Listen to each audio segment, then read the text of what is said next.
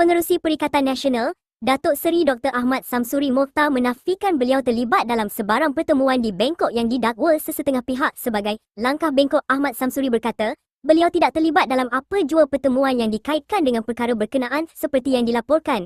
Menurutnya, sebarang pertemuan atau perbincangan yang dirujuk sebagai langkah Bangkok tidak melibatkan dirinya dan tiada kaitan dengan beliau. Beliau pada masa sama berharap semua pihak tidak membuat spekulasi atau mengaitkan namanya dengan perkara yang tidak berlaku. Terdahulu, Presiden UMNO, Datuk Seri Dr. Ahmad Zahid Hamidi dilaporkan pernah mengadakan pertemuan dengan Ketua Pembangkang, Datuk Seri Hamzah Zainuddin, pada tahun lalu bagi membincangkan isu penyatuan Parti Melayu dan Islam.